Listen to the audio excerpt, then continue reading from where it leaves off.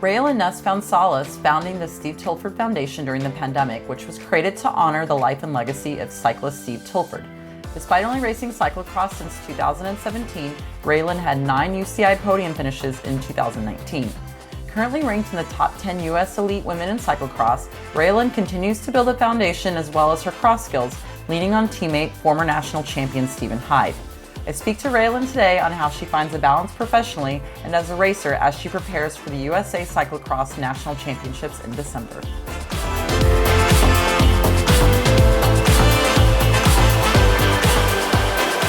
You didn't have racing last year, so where's your brain been? How's the pandemic been for you?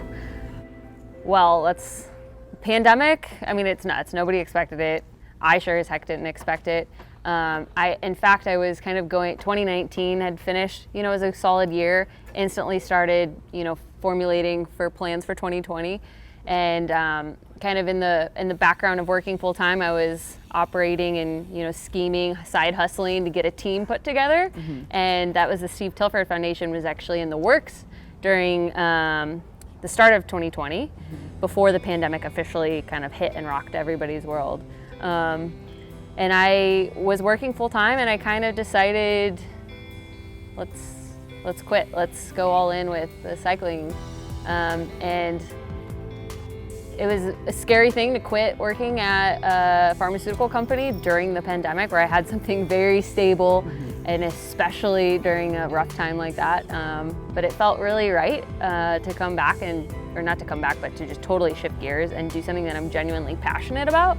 And it, alongside building the foundation, which has meaning and gives a little bit more purpose to kind of what we're doing. So I went all in and I haven't looked back. But with that being said, launching during a pandemic and then all the races getting canceled, it was hard, it was scary, but we had planned to just go over, we're like, screw it, we're just gonna go over to Europe, we're gonna do the full thing over in Europe, and then COVID kept getting worse and worse, and I did not feel comfortable risking staff and athletes' health when there was just still so much unknown, not to mention the cost of having to get tests every single week, a couple times a week, and that adding a whole nother level of stress on top of trying to race just didn't seem right. And it was a bit of a blessing in disguise because I was able to get my ducks more in a row, formulating a brand new team foundation and kind of like getting everything better in alignment before we kicked off in 2021. So it sucked, but it also caused a lot of unknown. At Go Cross, the first UCI race in America, it was Steven, my teammate, he had asked me while we were parading, he's like, what are you expecting? What do you want? And I'm like, honestly, I have no idea. I have no idea where I'm gonna stack up.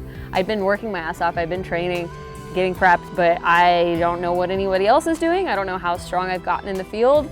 So, let's see what happens. How, though, let's think about the future. This is a long season. Nationals that's coming up. Chicago, Illinois, a course that we've never raced on before. Yeah. What do you know about it? What are you thinking? Of course, December seems so long away when we're literally sweating right now. Mm-hmm. Where's your head? It's a long season. And then, of course, Worlds. So I love that about cross. It is a long season. It's September all the way through February, sometimes August through February. I'm from the Midwest, I'm from St. Louis, and I love Chicago, and so I am pumped that Cross Nats is gonna be in the Midwest. I think the Midwest scene is really great. Chicago has an amazing scene, so I think the fan base is gonna be rad, the energy is gonna be great. Mm-hmm. But I hope it is icy, I hope it's snowy, I hope it is cold. I just want it to be as gnarly as possible because that's what makes cyclocross so cool, because it's unique from any other cycling discipline because it is in the winter. I'm not afraid of the cold. In fact, I'm ready to get out of the heat. That's why I love cross, because it can be cold. Getting wet when it's cold, it's never fun, but it makes it tough and it's gritty, and that's, again, what I love about this sport so much. But I don't know what the course is gonna be like. I have no idea, other than it's kind of be a home crowd for me a little bit, which is fun. And I haven't had a good couple of the past couple of nationals have not been great races for me. Tacoma was hard, it was really technical, it was almost over my skill set, and I was crashing every lap. So I'm ready to put together a good nationals race, and I'm envisioning, myself succeeding there, and so I'm all in for nationals this year. Love to hear it. I love to hear it. And then of course Worlds, which you'll also be participating in as well. Correct? Yes, that's the goal. The goal is Worlds. When I saw that once the announcement came out that Fayetteville was going to host Worlds, I'm just like, ping that. I write it on my mirror. Fayetteville Worlds, like that's what I'm shooting for. And I want to be able to make the U.S. squad, but not only make it, but then be in contention and actually put out a really good performance. So that's what I'm going for. We were talking about these aspirations to be part of Team USA. Let's look at our most famous or infamous Team USA, Miss Katie Compton, who has an unfortunate fall from grace this year. You know, otherwise you would be in contention with her for that spot. Yeah. What are your thoughts on how that's gone down? You know, it's really unfortunate no matter what way you shake it. Like, it's a bummer to hear that news. I had never really interacted with her much, you know, but she was an icon. She was an icon to the sport, and it's a bummer. It's a bummer to hear that news. You know, I was shocked. I was like, what, you know? But then when you sit down and think about it and her level of success, it's just like, you don't want it to be true, and I always hope the best in people. So I never assume that she's doing that, but then after hearing that, it's just like, man, you know, I feel like it makes sense that she potentially could have been, but I don't know. If she was, I think it's the right call for her to get booted.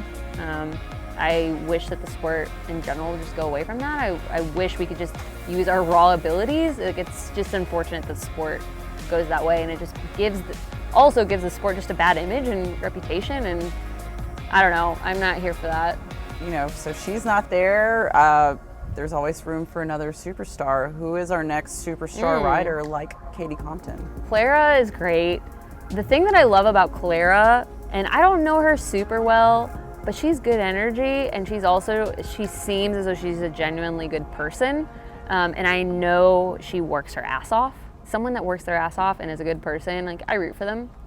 Even though they're my competitor, you know, I root for them. It's kind of like Magali Rochette. I have so much respect for her and her program and how hard she works. And I kind of put Clara in that same group.